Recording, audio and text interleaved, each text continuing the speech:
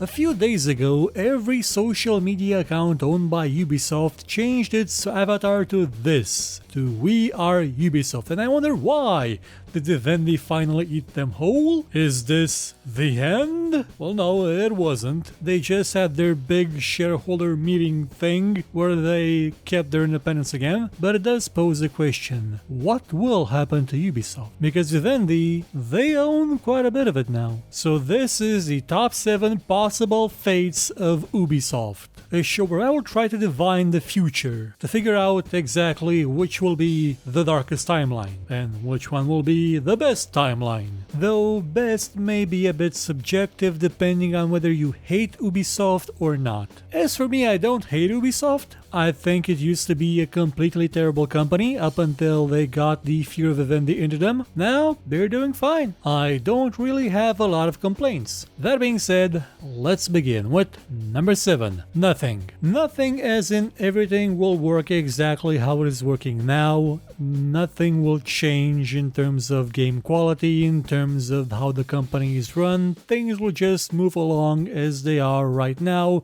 regardless of whether Vivendi actually buys Ubisoft or not. If it buys it, then the whole "we're gonna leave" won't happen, because they realize, well, you know, it's actually not that bad working here on Vivendi. And if they don't buy it, then everybody's just gonna keep on doing what they're doing now, and everything will be just like it is currently. This would be the most boring timeline. But if you like the way that Ubisoft is running their games right now, that'll be a fine one, because honestly, looking at how Rainbow Six Siege is shaping up, it's kinda nice. And their last few games, apart For Honor, they pretty much did what they said it would. They actually tried and succeeded. So it would be an okay future to have. A boring one, but absolutely okay. Number 6. Vivendi Soft actually improves things. Now this may happen if the current leadership of the company does leave, and out of protest some people leave with them. There is a possibility, a chance, a slim hope that Vivendi may actually come in and improve things, because here's the thing you have to remember. Vivendi owned Blizzard when they made some of their greatest games. Everything from StarCraft to World of Warcraft was made during the Vivendi phase of Blizzard. After Vivendi, they became Activision Blizzard and kind of started shafting people by releasing StarCraft as 3 games, by Diabloing 3 people up the wazoo, doing what they did to World of Warcraft, and well, under Vivendi, things weren't horrible. Like, under Vivendi, we got Diablo 2, we got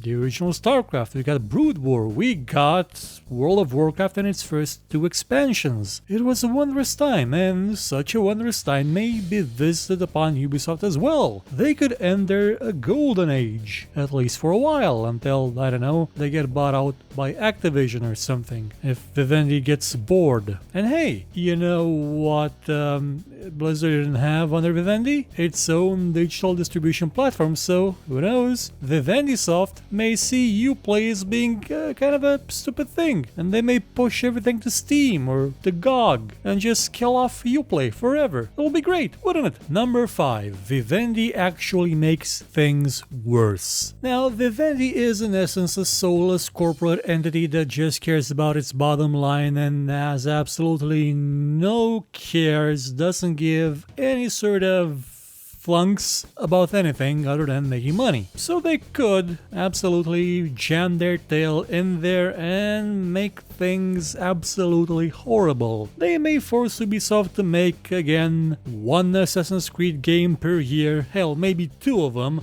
They could try and, I don't know, turn Far Cry into an annual franchise to combat Call of Duty. They may start killing these smaller games that turned out to be some of Ubisoft's greatest achievements in the last couple of years. They could go the absolutely stupid corporate mindset synergy buzzword route and actually make Uplay the default for everything. And I don't just mean that it's required to play games, which it already is. No, I mean it's required to buy games. Like, they may remove their games from Steam, from GOG, from Origin, from everywhere, and just sell them through Uplay to synergize and vertically integrate and corporate buzzword the system, and it'll fail even harder than it is now. It'll be horrible, horrific, atrocious. Vivendisoft could become even more hated than Ubisoft used to be, but it'll still chug along, making worse and worse games until it Konamis itself. Number 4. Vivendisoft breaks and is sold for parts. Ubisoft has a contingency plan in the case that Yves Guillemot, the CEO of the company,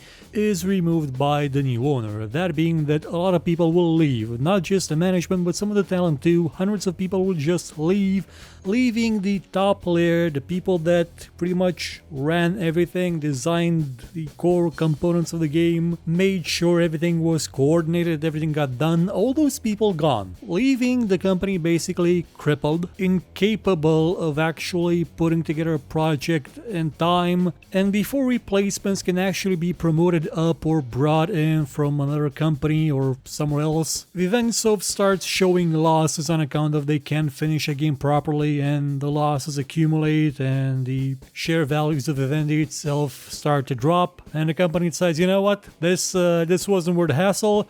We're gonna sell it for parts, they're gonna close up shop, they're gonna pretty much auction off everything, and then write off the losses on their expense reports, get a reimbursement through taxes, not that they pay taxes, they're a corporation, they never do, and then Ubisoft will be just a memory, a dream, much like THQ, only THQ died because it was ran by idiots at the end, though now it is sort of back in the form of THQ Nordic, which is kind of a zombie, though benevolent one with a horrible logo. Really, THQ Nordic put the old logo back, the old one that did not look like a sign for a restaurant. Number 3. Ubisoft goes back to being a dick. Let's say that in this timeline Vivendi fails to buy up all the remaining shares of Ubisoft because none of the other shareholders actually want to. And they decide, you know what, it's really not worth the effort.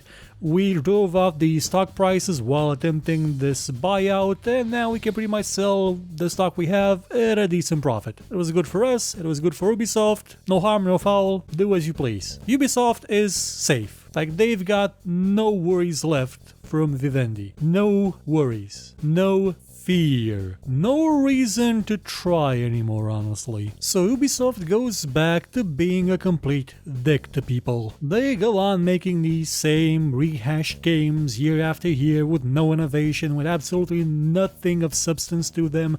They cancel Beyond Good and Evil 2 again. They start being dicks to their employees again. They consistently remove features from video games when they port them to PC just so they can maintain parity with the horrible consoles, and then boast how they're maintaining parity, nobody else does this. They'll continuously publish gameplay videos that aren't actually gameplay, they're pre-rendered almost, not representative of the game. They will make horrible PC ports. They'll probably go even deeper with Uplay. They'll recommend that if the game doesn't run well for you, you should probably upgrade your video card since they can't be bothered to do any optimization. They'll make games so goddamn boring but so goddamn big that they'll always get 10 out of 10 from every kind of publication, also because of briberies and special considerations. And it'll continue to be an absolute crapfest until the end of time. This to me is the darkest timeline, not